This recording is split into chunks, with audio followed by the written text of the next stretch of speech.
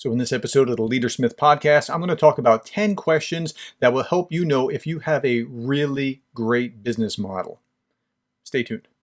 In a world of incompetent bosses, micromanagers, and petty tyrants, you are listening to The Leadersmith. Now, here is your host, Darren Gertis. Okay, so I'm going to talk about 10 questions that will help you diagnose if you have a really great business model. This comes from an Inc. magazine article that came out just a few weeks ago. It was these 9 questions will tell you if you have a great business model. But it's my show, so I want to add an extra question because I think it'll be really useful right now. Okay, so let's talk about them. So the first one is this. Is the market large? Now we talk about having a niche business, but if you have a large market, you have a lot of room to be able to grow and to expand. If it's too niche, you might be in trouble. So they define it as anything less than $100 million is not large enough. But again, it depends on who you're talking to or where you are. You just want to know that your market is large enough to sustain what you're trying to do. Number 2, is it growing? So it's not just that you have a large enough business to be able to sustain you, but is it able to grow? So if you're in a market that is shrinking, think the Yellow Pages, think the video rental company. That might not be the best place to be right now. Okay, so that's the second diagnostic question. The third one is, what is your market share? Now you don't want to have too much market share because you have nowhere to go but down. So it's ideal if you have something like 20 to 40% market share because you have a lot of room for growth.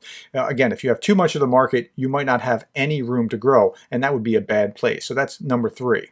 Number 4.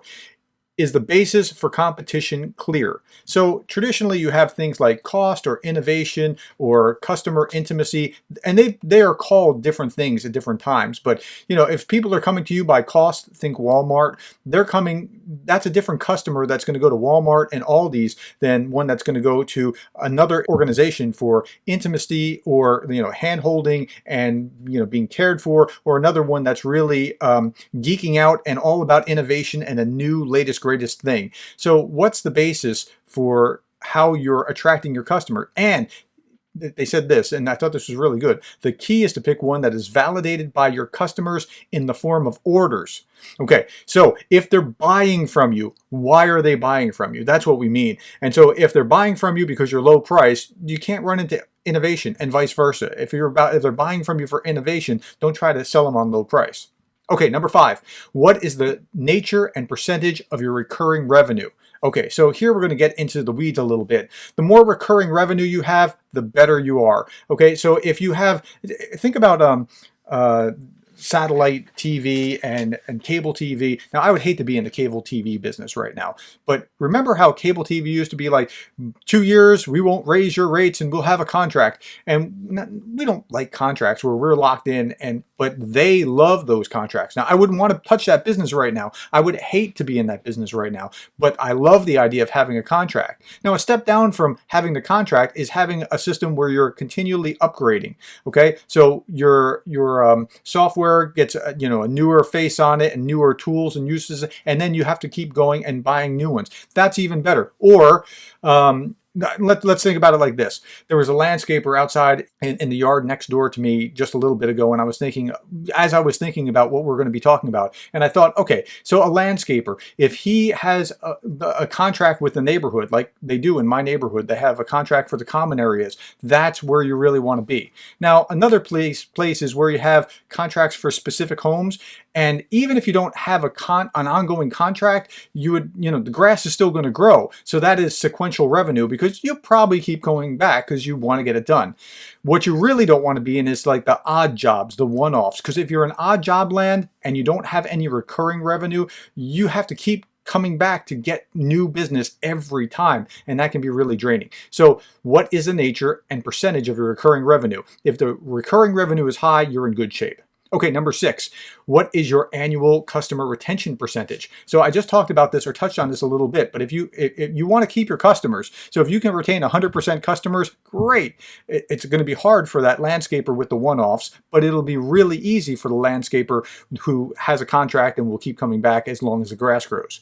Number 7, what is your gross margin? Generally, you want your gross margin to be something in a 80 to 90%. Now, gross margin is defined as your net income after accounting for cost of goods sold, but before you take out your overhead expenses. That's gross margin. Now, that's not important as what your ultimate profit rate, but if it's high, that's good. If it's low, that's bad, because your profit rate, that's the next question, what is your profit rate, is what drops to the bottom line. Now, if you watch the news or you watch the Hallmark TV, you think greedy businessmen, ha ha ha, all they're about is profit and they're mean and they probably get 100% profit rate on every. No, they don't. I mean, look, if you're getting 25% profits, you're doing pretty good. Walmart's in the single digits. Right? Now, Walmart is okay to do it in the single digits because they have velocity. That means people are coming to Walmart all day long, and so their single digits add up after a while. But you want your profit to be reasonable, healthy.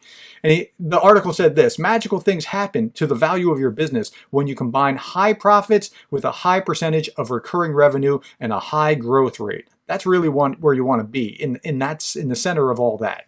Okay, number 9, how capital intensive is your business? Okay, so if you have to have lots of tools and machinery and other things along those lines, equipment, inventory, that's going to be harder than an organization that doesn't have to do that. And he compares organizations on the other end that are less inventory driven, and he explains which one's in better position. So he gives an example of a staffing company, a consulting business, and a managed services business.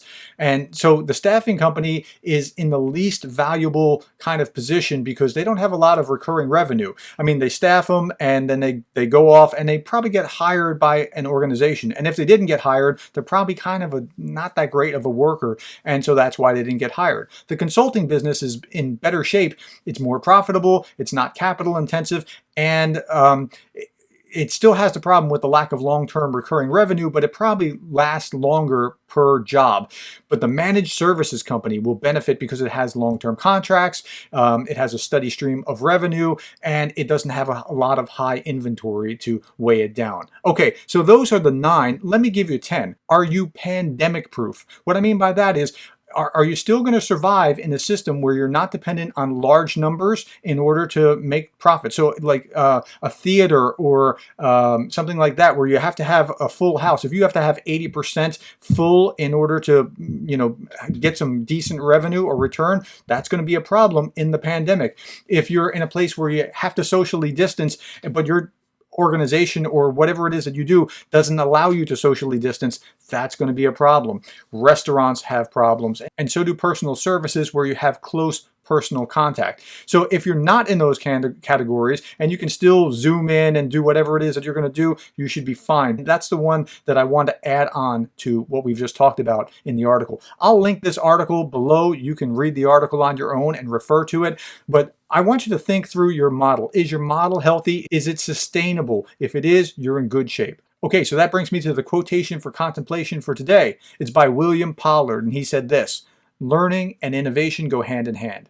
The arrogance of success is to think that what you did yesterday will be sufficient for tomorrow. Okay, that's all that I have. Thank you for your time. Thank you for listening. I hope that you enjoyed this episode, and I hope that helps you become a better business person and a better leader.